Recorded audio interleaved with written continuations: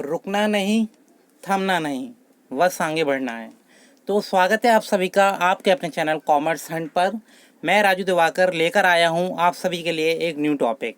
और इस वीडियो में हम डिस्कस करेंगे about RPSC grade 1 school lecturer vacancies, जिसमें डिटेल में बात करेंगे जो कॉमर्स सब्जेक्ट का जो न्यू अपडेटेड सिलेबस है उसके बारे में।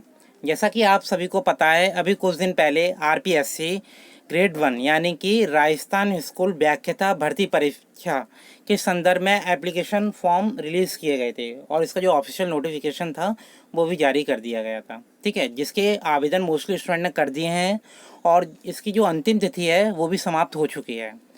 अब काफ़ी स्टूडेंट है ना इस एग्ज़ाम की प्रिपरेशन कर रहे हैं, पर उनको अभी तक इसके सिलेबस के बारे में क्लियर नहीं है कुछ भी। ठीक है, तो ये वीडियो उन सभी स्टूडेंट के लिए बेनिफिशियल होने वाली है जिनको आरपीएससी ग्रेड 1 का स्कूल लेक्चरर का जो कॉमर्स सब्जेक्ट का सिलेबस है जो कि अपडेटेड है, जिसके बारे में उनको अवेयरनेस नहीं है। तो इस वीडियो के माध्यम से अब आपको वन बाय वन हम डिस्कस करेंगे और आप सभी को एक एक पॉइंट के बारे में पता चल जाएगा। साथ ही साथ मैं आपको बता दूं, उत्तर प्रदेश यानी कि यूपी में यूपी टीजीटी पीजीटी की जो वैकेंसीज आई हैं उसका जो पीजीटी लेवल का कॉमर्स सब्जेक्ट का जो सिलेबस है वो आरपीएससी ग्रेड 1 का जो सिलेबस है कॉमर्स सब्जेक्ट का काफ़ी सिमिलर है।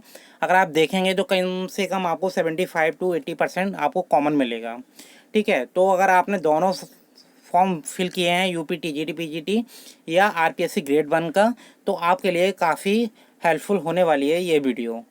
और इस चैनल पे जो स्टूडेंट न्यू हैं और वो चाहते हैं कि आने वाली सभी new updates video specially commerce subject से रिलेटेड, तो उसके लिए आपको जस्ट सिंपल करना क्या है, press the bell icon and click on subscribe button for upcoming notification. ठीक है, तो समय व्यर्थ ना करते हुए हम स्टार्ट करते हैं RPSC grade 1 school lecturer new syllabus for commerce subject. इस वीडियो में वन बाय वन डिस्कस करेंगे कि पेपर 2 में कौन कौन से टॉपिक्स को इंक्लूड किया गया है कॉमर्स सब्जेक्ट में। जैसा कि आप सभी को मैंने आरपीएससी ग्रेड 1 का जो स्ट्रक्चर है एग्जाम का उसके बारे में बता दिया था, जिसमें सिलेक्शन प्रोसेस का जो क्राइटेरिया है इसमें दो पेपर होंगे, एक पेपर 1 होगा और एक पेपर 2 होगा। पेपर 1 जो होगा वो जीएस सेक्शन का पेपर होगा और पेपर 2 होगा जिस सब्जेक्ट में आपने अपनी मास्टर डिग्री कंप्लीट की है उससे रिलेटेड होगा। ठीक है, तो इस वीडियो में हम बात कर रहे हैं कॉमर्स सब्जेक्ट का। तो ऐसे एस्पिरेंट जिन्होंने मास्टर डिग्री कॉमर्स सब्जेक्ट से कंप्लीट की है तो वो सभी पेपर 1 के लिए एलिजिबल हैं। तो सबसे पहले ये सिलेबस काफ़ी पार्ट्स में डिवाइडेड है, जैसा कि मैं आपको दिखा देता हूँ एक बार, फिर वन बाय वन डिस्कस करते हैं। पार्ट 1 जो रिलेटेड है वो रिलेटेड है सीनियर सेकेंडरी लेवल से। ठीक है, इसके बाद जस्ट हम स्क्रॉल करेंगे तो पार्ट 2 आएगा ग्रेजुएशन लेवल का। इसमें मोस्टली ग्रेजुएशन लेवल के क्वेश्चन पूछे जाएंगे और जो सब्जेक्ट आपने ग्रेजुएशन लेवल में पढ़े हैं वो पूछे जाएंगे। Now the part 3 is related to the post graduation level, मतलब पीजी लेवल में आपने जो सब्जेक्ट पढ़े हैं उसके बारे में कुछ इंपॉर्टेंट टॉपिक्स इंक्लूडेड हैं।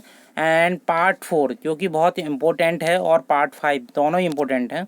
ठीक है, तो इससे रिलेटेड क्वेश्चंस इस सिलेबस में पूछे जाएंगे। अगर आपने बीएड कंप्लीट किया हुआ है तो या बीटीसी भी किया हुआ है तो आपने ये टॉपिक्स जरूर पढ़े होंगे, जिसमें पार्ट 1 में डिस्कस किया जाएगा ओवरऑल कि एजुकेशनल साइकोलॉजी क्या है, पेडागोजी क्या है, टीचिंग लर्निंग मटेरियल क्या होता है, use of computers and information technology in teaching learning. ठीक है, तो इसके बारे में बात करेंगे। और साथ ही साथ जो पार्ट 2 है, मतलब पार्ट 4 के दो पार्ट हैं 1 and 2। तो 1 हमने डिस्कस कर दिया जो एजुकेशनल साइकोलॉजी से रिलेटेड होगा और पार्ट 2 होगा pedagogy and teaching learning material से। ठीक है, इसके बाद जो पार्ट 3 आएगा, मतलब पॉइंट नंबर 3 इसमें आएगा use of computer and information technology. तो वन बाय वन डिस्कस करते हैं समय व्यर्थ ना करते हुए। ठीक है, तो सबसे पहले पार्ट 1 की बात कर लेते हैं। तो ऐसे एस्पिरेंट जो कॉमर्स सब्जेक्ट से बिलोंग करते हैं और पेपर 2 में अपेयर होंगे तो उनको सबसे पहले क्या करना होगा, उनको सबसे पहले पार्ट 1 सेकेंडरी स्कूल लेवल से स्टार्टिंग करनी होगी फॉर दिस वैकेंसी और फॉर दिस एग्जामिनेशन। ठीक है, तो सेकेंडरी लेवल और सीनियर सेकेंडरी लेवल स्पेशली अगर आपने क्लास 11 और कॉमर्स सब्जेक्ट से की हुई है और क्लास 12, ठीक है, तो स्पेशली ये सारे टॉपिक आपने पढ़े होंगे। ठीक है, और समटाइम्स क्या होता है जो स्टेट में मोस्टली जैसे आपने यूपी में देखा होगा क्लास 9 से स्टार्ट हो जाती है कॉमर्स। ठीक है, तो वहाँ भी स्टूडेंट ने काफ़ी पढ़ा होगा। तो मोस्टली ये वीडियो सभी स्टूडेंट के लिए बेनिफिशियल है, चाहे वो यूपी का हो, राजस्थान का हो, दिल्ली का हो या अदर स्टेट का हो। तो इसमें जो टॉपिक नंबर 1 है जिसमें डिस्कस किया जाएगा प्रिंसिपल ऑफ बुक कीपिंग।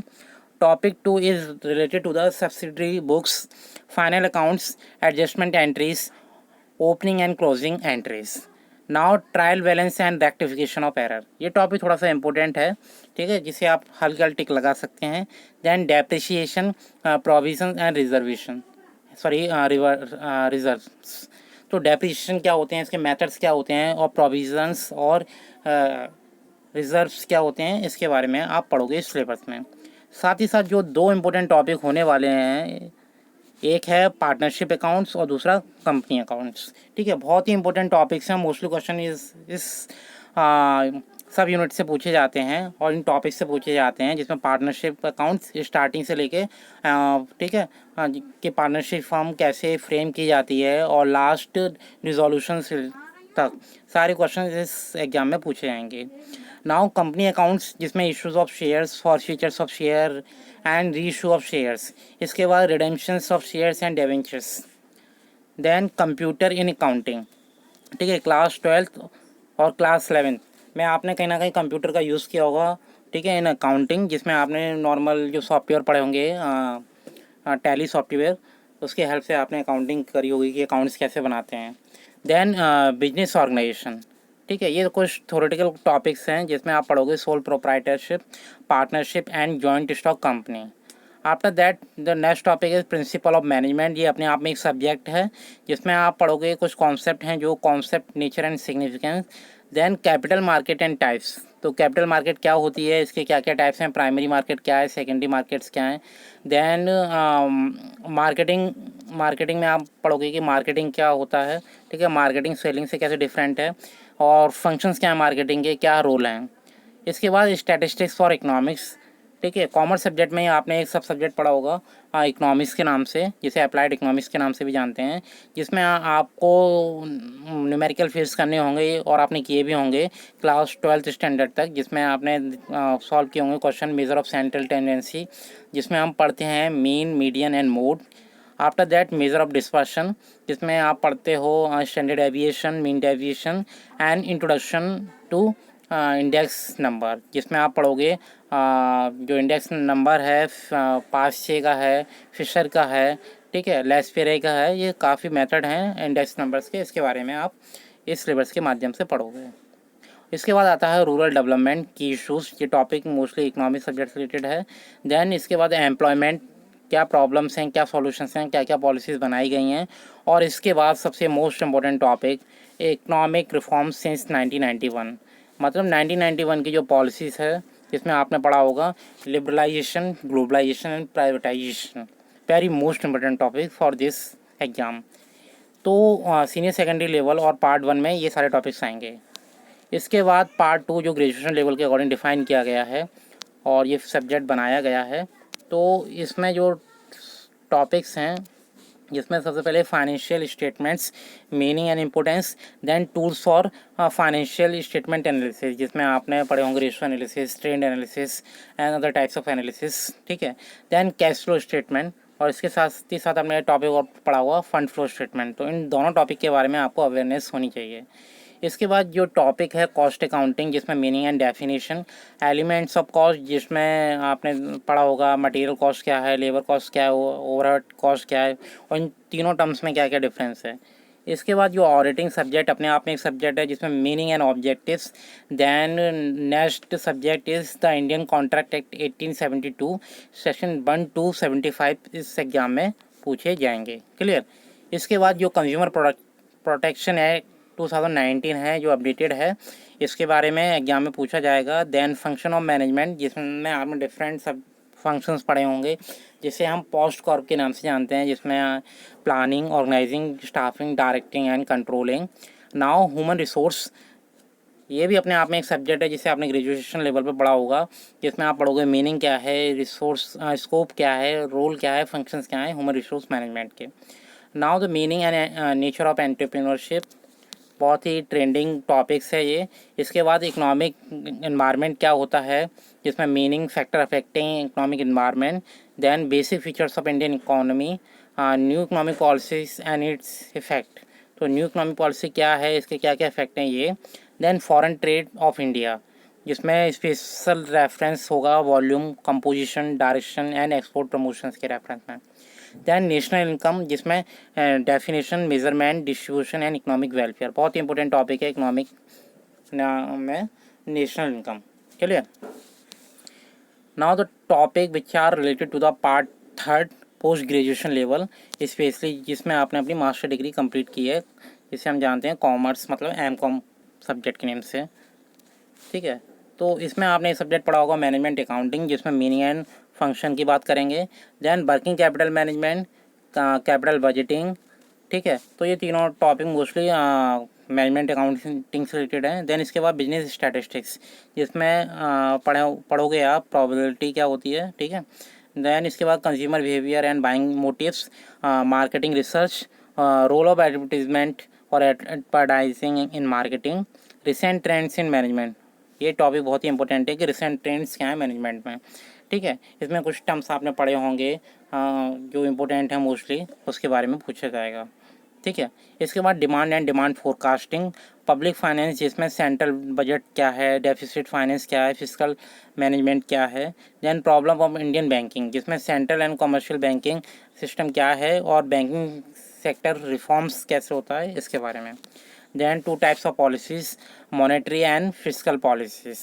ठीक है, part fourth is very important for securing maximum marks in this examination which are related to the education psychology. तो इसमें दो पार्ट हैं, एक तो एजुकेशन साइकोलॉजी और दूसरा है पेडागोजी। ठीक है, तो एजुकेशन साइकोलॉजी में आपने जो साइकोलॉजी सब्जेक्ट में टॉपिक्स पढ़े हैं, स्पेशली जब आपने प्रिपरेशन की होगी सी-टेट, यूपी-टेट, रीट सब्जेक्ट को क्रैक करने के लिए, मतलब जो एग्ज़ाम है कंडक्ट कराया जाता है उससे रिलेटेड, तो ये सारे टॉपिक आपने स्पेशली पढ़े होंगे। जिसमें एजुकेशन साइकोलॉजी में कुछ इंपॉर्टेंट टॉपिक्स हैं, जैसे concept, scope and functions of education psychology, physical, cognitive, social, emotional and moral development, characteristics of adolescent learners and its implication for teaching learning, behavioral, cognitive and constructive principles of learning and its implication for senior secondary students. Now the next topic is concept of mental health and adjustment mechanism. Next, emotional intelligence and its implications in education or teaching learning. Now the second part for this examination, pedagogy and teaching learning material, जिसमें कुछ topics include किए हैं, communication skills and it's use, teaching models, जिसमें different types of models हैं, preparation and use of teaching learning material during teaching and cooperative learning, very important topic. And the last part is this one. ठीक है, तो जिसमें आप पढ़ोगे use of computers and information technology in teaching learning, जिसमें concept of ICT क्या है, hardware क्या होता है, सॉफ्टवेयर क्या होता है, इनपुट डिवाइस, आउटपुट डिवाइस। ठीक है, इन सभी के बारे में पढ़ोगे, और एप्लीकेशन सॉफ्टवेयर क्या होता है, सिस्टम सॉफ्टवेयर क्या होता है, दैन सिस्टम अप्रोच क्या है, कंप्यूटर असिस्टेंट लर्निंग क्या है, कंप्यूटर एडिट इंस्ट्रक्शंस क्या है, ये सारे टॉपिक्स इंपॉर्टेंट है फॉर दिस एग्जामिनेशन।